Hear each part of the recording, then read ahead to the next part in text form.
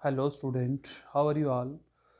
बच्चे, आज हम अपना जो लेक्चर स्टार्ट करेंगे वो प्रीवियस लेक्चर जो हमारा था जिसमें हमने दो इक्वेशन ऑफ मोशन ड्राइव कर ली थी। तो आज हम तीसरी इक्वेशन को ड्राइव करेंगे। तो चलिए देखते हैं किस तरीके से इसको हम ड्राइव करने वाले हैं। वी नो दैट, हम जानते हैं, क्या जानते हैं बच्चे हम, ओमेगा जो होता है ये बराबर किसके होता है, D theta by D T के बराबर होता है। और अल्फ़ा जो होता है ये बराबर होता है D omega by D T के होगा। अब बच्चा हमने करना क्या है, ये जो दो इक्वेशंस हमने लिखी हैं, क्योंकि ओमेगा जो है वो बराबर होता है एंगुलर डिस्प्लेसमेंट का टाइम डेरिवेटिव, और एक्सेलरेशन जो है एंगुलर, वो एंगुलर वेलोसिटी की क्या होती है, टाइम डेरिवेटिव होती है। हम बच्चे क्या करेंगे, इन दोनों इक्वेशनों को आपस में डिवाइड करेंगे। Divide equation first by second, we get omega divide by alpha, this is equal to d theta by D t divide by d omega by D t हो जाएगा। हम जानते हैं बच्चे, यहाँ पर एक मैथमेटिकल ऑपरेशंस हम यहाँ पर यूज़ करने वाले हैं।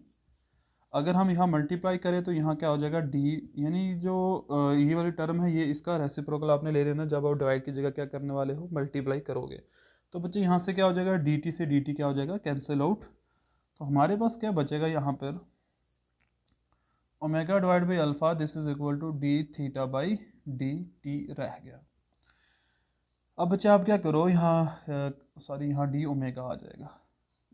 तो हम इसको लिख सकते हैं d alpha into D omega, this is equal to sorry omega into D omega. बच्चे ऐसे मल्टीप्लाई कर दो इनको आपस में, ठीक। तो हमें ये वाली इक्वेशन मिल जाएगी। अब जैसा कि हम करते आ रहे हैं कि हम क्या करते हैं कि जैसे यहाँ पर हम अगर देखें तो यहाँ ओमेगा चेंज हो रहा है और थीटा चेंज हो रहा है। अभी ओमेगा एंगुलर वेलोसिटी है और बच्चे थीटा क्या है, एंगुलर डिस्प्लेसमेंट है। तो हम इसको कैसे लिखने वाले हैं, ध्यान देना मुझे। मैं इन शॉर्ट फॉर्म लिखूंगा इनको।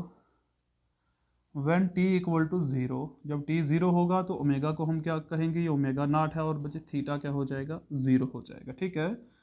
और जब हम क्या कहेंगे, जब टाइम जो हमारा वो टी के बराबर हो जाएगा तो ओमेगा भी किसके बराबर हो जाएगा, ओमेगा के, और थीटा भी बच्चे किसके बराबर हम ले लेंगे, इसको थीटा के बराबर ही हमने लेना है। तो अब हम इंटीग्रेट करेंगे बच्चे इस इक्वेशन को। इंटीग्रेट इसको फर्स्ट इक्वेशन मान लो, integrate equation first both side, we get what we get, omega into D omega का इंटीग्रल आ जाएगा बच्चे, और यहाँ पर आ जाएगा integral alpha into D theta का। यहाँ आप देखो चेंज होने वाली चीज़ है ओमेगा, तो ओमेगा कहाँ से कहाँ चेंज हो रहा है, ओमेगा नॉट से ओमेगा चेंज हुआ। तो बच्चे यहाँ पर आ जाओ ओमेगा नॉट से ओमेगा, यहाँ पर कौन चेंज हो रहा है, थीटा। तो थीटा ज़ीरो से थीटा चेंज हुआ बच्चे, तो ये हमारे पास आ जाएगा इसकी जो लिमिट्स है बच्चे हमारे पास। आई होप कि यहाँ तक क्लियर हो गया होगा आपको। चलिए बच्चे आगे देखो, यहाँ पर तो कुछ कांस्टेंट नहीं है, और यहाँ हम इसकी पावर अगर वन मान लें तो यहाँ रूल लगेगा, जो भी पावर है उसको बढ़ा दो और बड़ी हुई पावर से बच्चे क्या कर दो, डिवाइड करना पड़ेगा, ठीक है।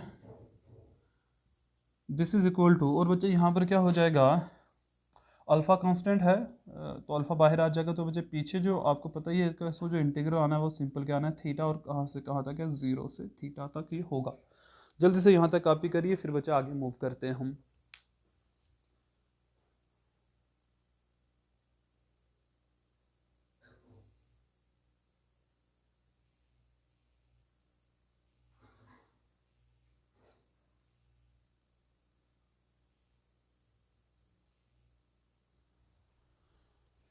ओके बच्चे, ये वाली साइड में रब कर रहा हूँ।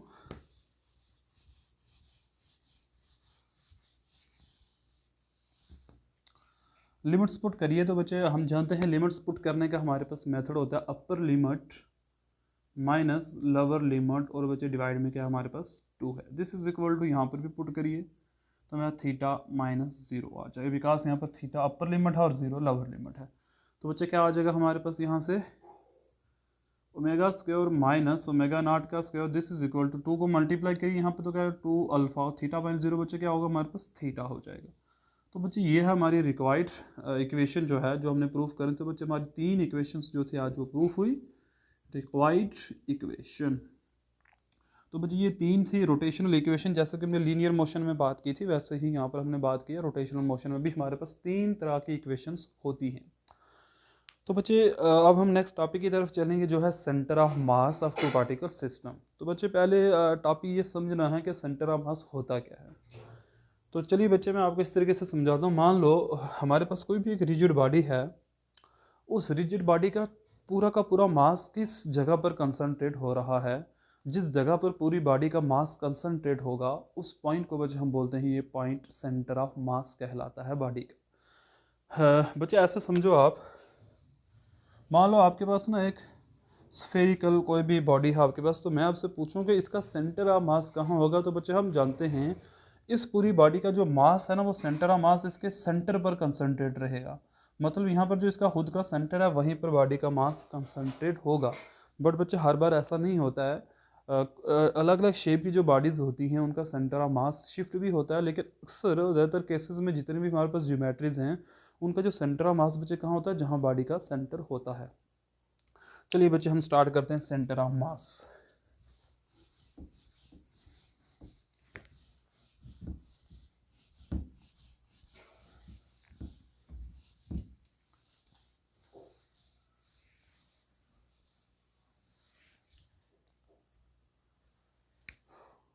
सेंटर ऑफ मास क्या होता है ऑफ अ रिजिड बॉडी। किसी भी रिजिड बॉडी का सेंटर ऑफ मास क्या होता है, तो बच्चे क्या हम बोलेंगे, centre of mass is defined, it is defined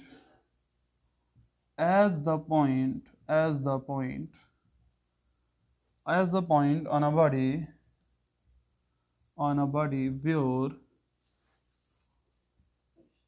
where whole mass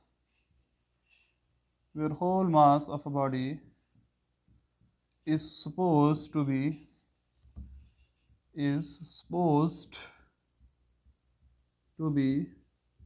concentrated, या assumed to be concentrated, okay, is assumed to be concentrated। मतलब वो जगह जहाँ पूरी बॉडी का सेंटर, पूरी बॉडी का मास कंसंट्रेट हो रहा है, तो बच्चे उस पॉइंट को हम बोलते हैं ये बॉडी का के सेंटर ऑफ मास होता है। अब बच्चे जो हम टॉपिक इसके साथ उठाने वाले हैं बहुत ही इंपॉर्टेंट टॉपिक है, वो है कि अगर हमारे पास दो पार्टिकल सिस्टम हो तो हम उसके सेंटर ऑफ मास कैसे ढूंढ सकते हैं। तो बच्चे हेडिंग लिखिए आप, हेडिंग है centre of mass of two particle system. Two particle system का जो सेंटर ऑफ मास है वो हम कैसे ढूंढने वाले हैं। चलिए बच्चे हम इसका आप सर्च करते हैं, ठीक है। इसके लिए बच्चे हम क्या करेंगे, यहाँ पर देखिए आप, मैं इसको अभी रब करने वाला हूँ बिकॉज आपने लिख लिया होगा। तो हम क्या करने वाले हैं बच्चे, एक डायग्राम में बनाऊंगा यहाँ पर, उस डायग्राम को अपने समझना बड़े अच्छे से है, ओके। मेरा बच्चे इस कोऑर्डिनेट सिस्टम के अंदर दो पॉइंट्स हैं, मेरे पास दो पॉइंट्स हैं यहाँ पर। ये पॉइंट सपोज R1 है, और सॉरी ये डिस्टेंस R1 है और बच्चे ये है, और इस पॉइंट का नाम A रख लिया, उस पॉइंट का नाम मैंने क्या रख लिया, B। यहाँ पर M1 बॉडी है और यहाँ पर बच्चे M2 मास वाली बॉडी है, और ये दोनों डिस्टेंसेस को जो लाइन ज्वाइन कर रही है बच्चे, ये वो वाली लाइन आ गई हमारे पास।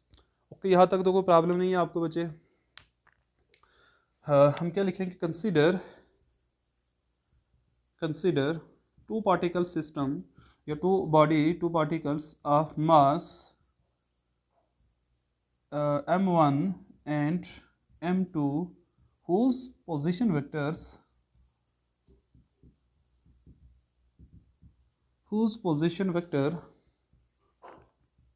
is R1 and R2 respectively। तो बच्चे पोजीशन वेक्टर वो वेक्टर होता है जो पार्टिकल की पोजीशन के बारे में हमें बताता है। तो हमने क्या मान लिया कि हमारे पास ये क्या है, पोजीशन वेक्टर आ गए। अब बच्चे हम यहाँ पर क्या करने वाले हैं, देखो यहाँ तक तो हो गया रिस्पेक्टिवली। यहाँ पर बच्चे दो किस्म की फोर्सेस होंगी, पहली फोर्स जो ए ने बी पर लगाई होगी, दूसरी फोर्स जो बी ने ए पर लगाई होगी। तो हम देखते हैं वेरियस फोर्सेस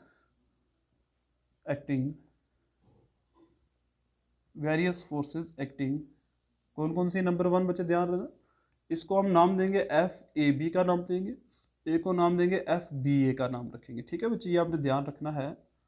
और एक फोर्स को हम F1 नाम देने वाले हैं और दूसरे को बच्चे F2 नाम देने वाले हैं। बताता हूँ मैं कौन सी फोर्सेज है बच्चे। ये जो फोर्स ए बी फोर्स है, इसका मतलब बच्चे क्या, फोर्स ऑन पार्टिकल ए, या ऐसे लिखो बच्चे फोर्स एक्सर्टेड, समझना है, फोर्स एक्सर्टेड ऑन बॉडी या पार्टिकल जो भी है ए बाई बी। सिमिलरली बच्चे इसका मतलब क्या होगा, फोर्स एक्सर्टेड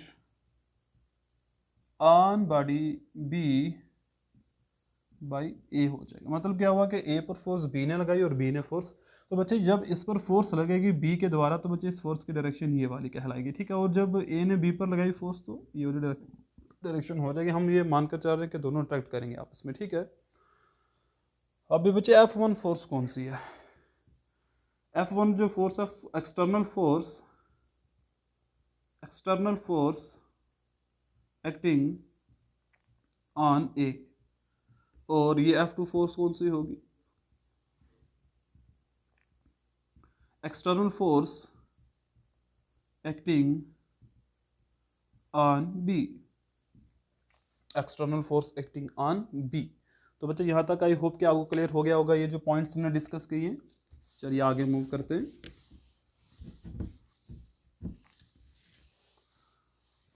देखिए बच्चे यहाँ पर एक बात, ये जो फोर्स है एफ ए बी और ये जो फोर्स है एफ बी, ये आपने याद रखना है बच्चे। ये जो फोर्स एफ ए बी और एफ बी है, इन दोनों का जो सम है बच्चे वो किसके बराबर होगा, ज़ीरो के बराबर। मतलब जो इंटरनल फोर्सेज हैं इनका यहाँ पर कोई भी कंट्रीब्यूशन नहीं होगा पार्टिकल्स के ऊपर। मतलब एक दूसरे पर जो फोर्स टोटल लगाएंगे उस टोटल फोर्स का जो इफेक्ट है बच्चे वो क्या हो जाएगा, यहाँ पे ज़ीरो हो जाएगा। अच्छा, एक बात तो ये आपने याद रखनी है। ओके, आगे चलते हैं बच्चे।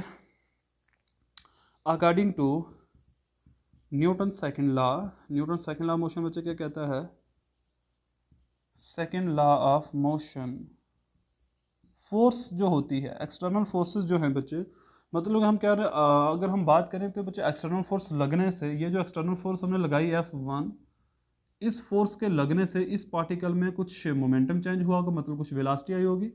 यहाँ पर भी बच्चे हमने फोर्स लगाई F2, तो इस बॉडी में भी कुछ क्या आया होगा, मोमेंटम आया होगा। तो हम क्या लेट कर रहे हैं, देखो ये जो d/dt ऑफ P1 है, मतलब क्या हुआ, P1 का बच्चे मोमेंटम ऑफ फर्स्ट बॉडी जो चेंज हो ये बराबर होगा जो फोर्सेज यहाँ पर लगी हुई। तो बच्चे दो किस्म की फोर्सेज थे यहाँ पर जो पार्टिकल ए पर वर्क कर रही थी, ठीक है। तो ये आ गया d/dt of P1 this equal to F1 into F A B के बराबर हो जाएगा। सिमिलरली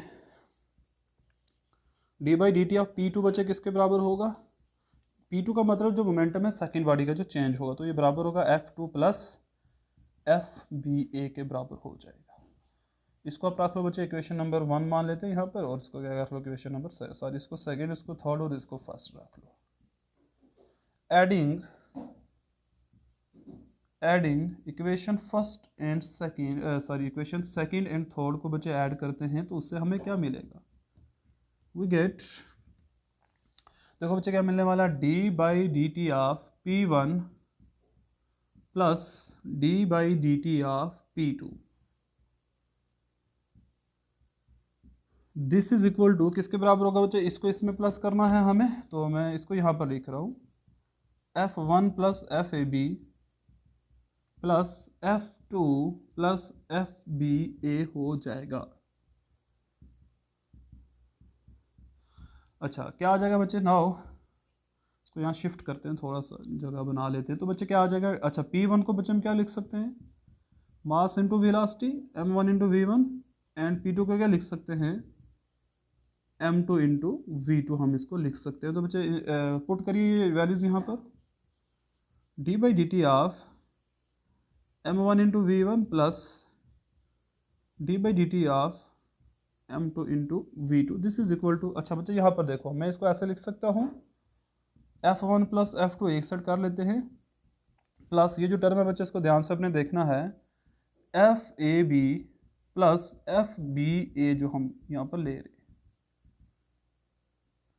ये जो टर्म है बच्चे ब्रैकेट के अंदर ये किसके बराबर है, यूजिंग इक्वेशन फर्स्ट, तो ये ज़ीरो हो जाएगा। यहाँ से बच्चे हमने क्या करना है, ध्यान देना यहाँ पर, अभी ये जो m1 है बच्चे और m2 है ये मासेज है, तो ये कांस्टेंट है, तो कांस्टेंट डिफरेंशिएशन से बाहर आ जाते हैं।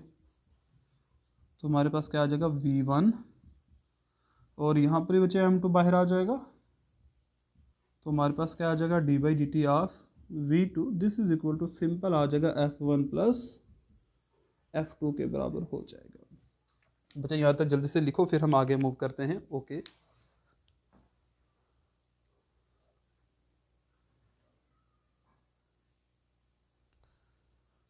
चलिए बच्चे मूव करते हैं फॉरवर्ड।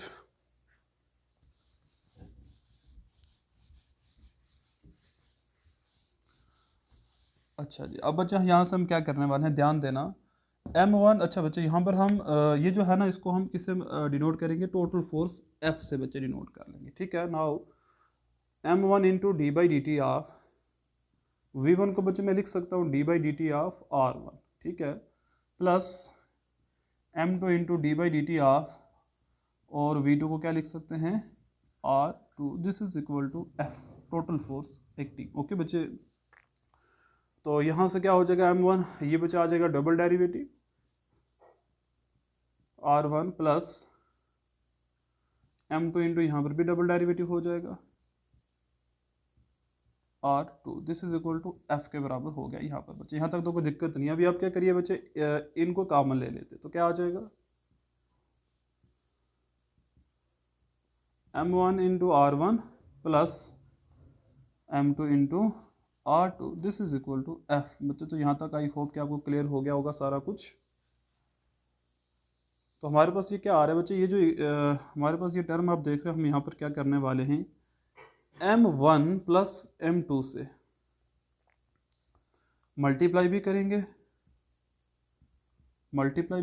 एंड डिवाइड भी करने वाले हैं हम यहाँ पर। तो बच्चे क्या हो जाएगा, देखो M1 plus M2 into D square by D T square जो है, ये किसके बराबर हो जाएगा, यहाँ पर M1 into R1 plus M2 into R2 divide by क्या है बच्चे M1 plus M2, this is equal to F।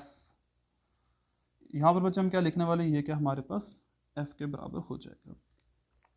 अच्छा बच्चे यहाँ पर ये सोचो आप, इस टर्म को तो हम बाद में देखें, पहले इस टर्म को सोचो, ये डेरिवेटिव जो है किस चीज़ का डेरिवेटिव कर रहे हैं, तो बच्चे ये F के बराबर हो रहा है।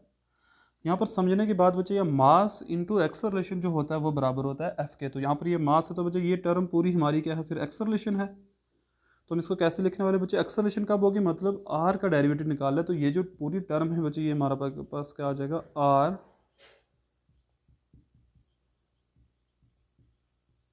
तो ये जो बच्चे आ रहा है यही क्या हमारा पोजीशन वेक्टर है, किसका, सेंटर ऑफ मास का। जैसे position vector of centre of मास, ये पोजीशन वेक्टर आ गया इसका, position vector of centre of मास, मतलब हम इसकी हेल्प से सेंटर ऑफ मास को ढूंढ सकते हैं इस फार्मूले का यूज़ करके। ठीक है, तो बच्चे ये फार्मूला आपने याद रखना है। इस फार्मूले का यूज़ करके हम मान लो अगर यहाँ पर हमें बच्चे मालूम करना हो कि इसका सेंटर ऑफ मास क्या है, तो बच्चे हमें R1 की वैल्यू पता होगी, M1 भी पता होगा, R2 भी पता होगा और M2 भी पता होगा। यहाँ पर पुट करेंगे, जो भी R की वैल्यू हमारे पास निकल कर आएगी बच्चे, ठीक है, तो उसको हम क्या मानेंगे यहाँ पर, वो उसका सेंटर ऑफ मास होगा। आई होप कि बच्चा आपको क्लियर होगा। बच्चा हम इसको ना इस तरीके से क्या मान लेते हैं, ये जो पॉइंट है इसको हम कैपिटल R से डिनोट करेंगे। यहाँ पे आप इसको कैपिटल R से डिनोट करिए, तो बच्चे जो कैपिटल R है यहाँ पर क्या, सेंटर ऑफ मास है बॉडी का। ओके, तो आई होप कि बच्चा आपको ये क्वेश्चन अच्छे से क्लियर हो गया होगा। तो इसमें अगर कोई भी आपको क्यूरीज वगैरह है तो आप बच्चे पूछ सकते हो कमेंट बॉक्स में। Okay, thank you very much, have a nice day.